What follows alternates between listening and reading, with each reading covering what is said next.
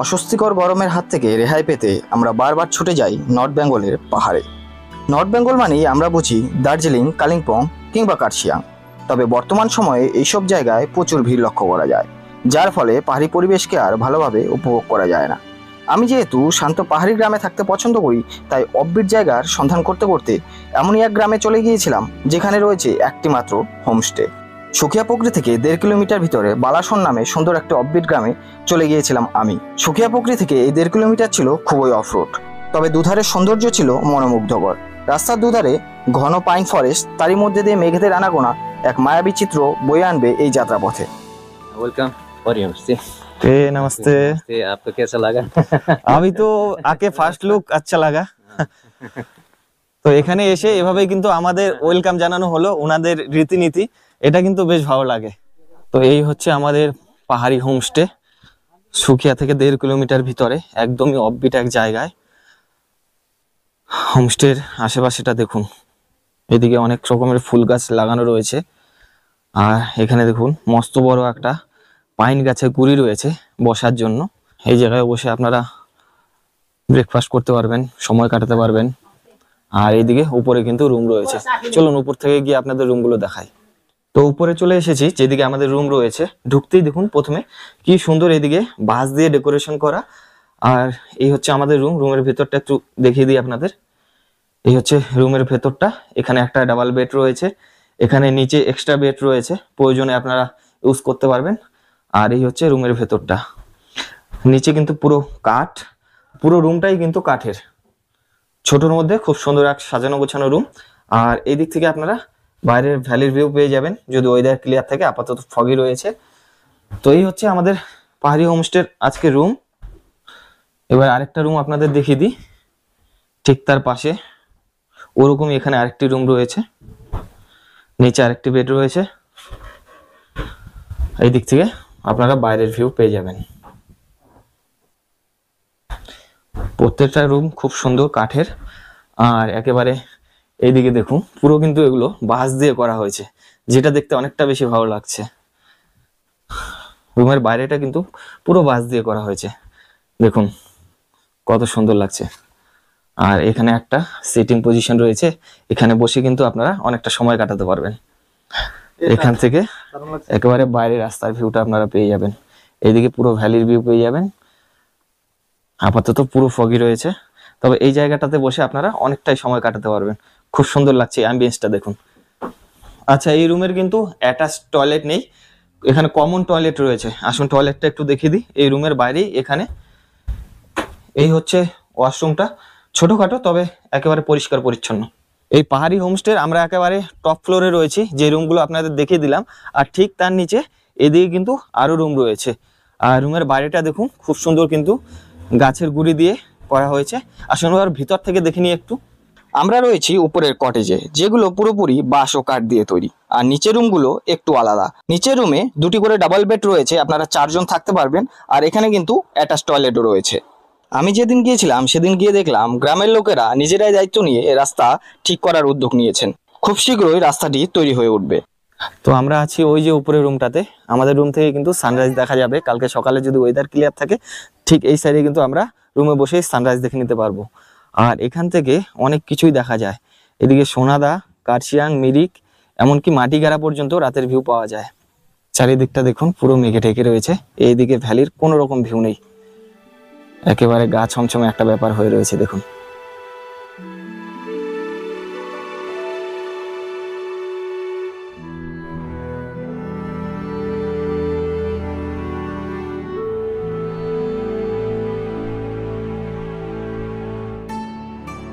সময় এখন প্রায় 2টা বাজে, এখন আমরা লাঞ্চ করব। আর এই হচ্ছে ওনাদের ডাইনিং। তবে আমরা কিন্তু আজকে ডাইনিংয়ে লাঞ্চ করব না, আমরা এখানে লাঞ্চ করব বাইরে বসে। এত সুন্দর বাইরের অ্যাম্বিয়েন্সটা ফিল করব, এই জায়গায় বসে কিন্তু আমরা খাওয়া দাওয়া করব।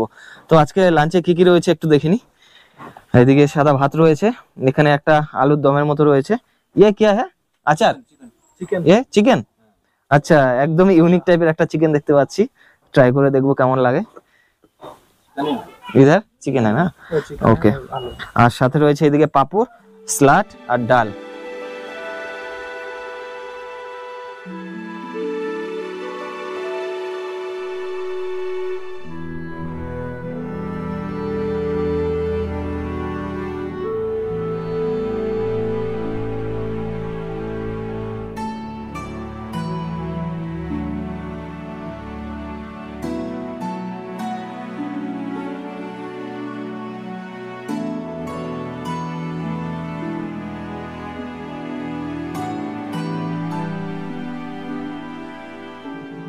দুপুরে লাঞ্চ করার পর কিছুক্ষণ অঝোরে বৃষ্টি হলো।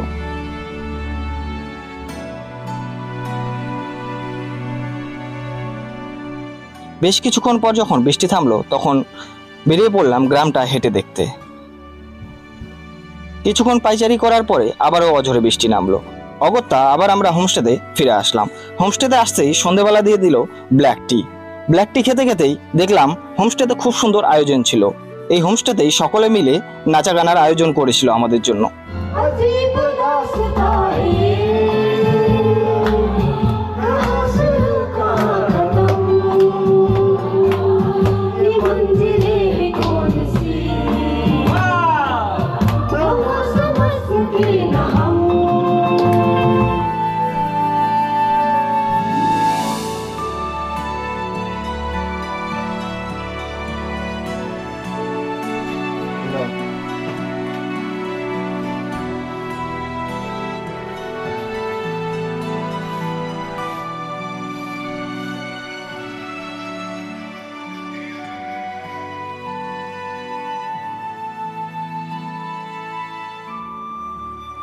Good morning. সকাল সকাল সানরাইজের দেখা অতটা না পেলেও কিন্তু কিছুটা আমরা দেখে নিয়েছি। আর কালকে রাতে কিন্তু বেশ এনজয় হয়েছে, যেটা আপনাদের সাথে শেয়ার করলাম। তো এখন সকাল সকাল ব্ল্যাক টি আর বিস্কিট খেয়ে আমরা একটু বেরোচ্ছি। এই গ্রামের সাইডে হেঁটে হেঁটে যাব। নিচে একটা ওয়াটারফলস রয়েছে, চলুন গিয়ে দেখি। অ্যাকচুয়ালি বোরিং হওয়ার কোনো অপশন নেই, অনেক কিছুই রয়েছে। কালকে তো নিচে গিয়েছিলাম এদিকে গ্রামটা হেঁটে দেখতে, বৃষ্টির জন্য বেশিক্ষণ কাটাতে পারিনি। তবে আজকে সকালবেলা যাচ্ছি, ছোট্ট একটা ওয়াটারফলস রয়েছে, চলুন যাওয়া যাক। তো আমরা এখন বেরিয়ে পড়লাম, ওয়াটারফলসটা দেখতে যাচ্ছি হেঁটে হেঁটে গ্রামের মধ্যে দিয়ে, আর এরকম সুন্দর রাস্তা ধরে। আর আমাদের সাথে রয়েছে আরও দুজন, হোমস্টের যে ওনার শালাবাবু রয়েছেন আমাদের সাথে। এই ভাইয়া কিন্তু কালকে আমাদের সাথে খুব এন্টারটেন করলেন। আর সাথে রয়েছে ওনার যে রয়েছেন এই হোমস্টে, ওনার মেয়ে। তো আমরা এই 4 জন যাচ্ছি।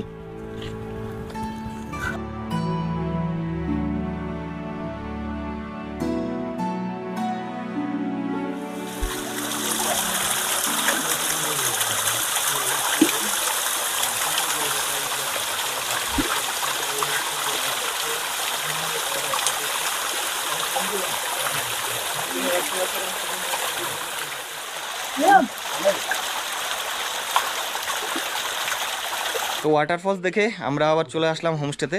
হোমস্টের ঠিক পাশেই 5-7 মিনিট সময় লাগলো, দেখে চলে এসেছি। এখন আমরা ব্রেকফাস্টে বসে পড়েছি। আজকে ব্রেকফাস্টে নিয়েছি ওয়াই। অ্যাকচুয়ালি অনেক কিছুই অপশন ছিল, আমরাই বললাম অন্য কিছু খাবো না, পুরি বা রুটি খাবো না। আমরা কিন্তু নিজে থেকে ওয়াই চেয়ে নিয়েছি। আপনারা আসলে অনেক রকম অপশন এখানে পেয়ে যাবেন। তো আজকে আমাদের ব্রেকফাস্টে রয়েছে ওয়াই। সুকিয়াপুকুরি, বালাসন বা দারাগাঁও এই পাহাড়ি হোমস্টেতেই আমরা একটা দিন কাটালাম। অসম্ভব সুন্দর অভিজ্ঞতা ছিল। এখানে আপনারা কি করে আসবেন সেটা তো আপনাদের বলেই দিলাম। তবে এখানকার ট্যারিফ সম্বন্ধে এখানকার যে ওনার রয়েছেন ওনাদের কাছ থেকে শুনে নেব। আসুন। नमस्ते, मेरा नाम नौरिन परी है नमस्ते, मेरा नाम फुलवा डोमा तामाङ है और सभी का मैं वेलकम बोलना चाहता हूँ। ये 1 साल हुआ ये परी होम स्टे मैं चला रहा हूँ यहाँ सुकिया पोखरी और बालासन में।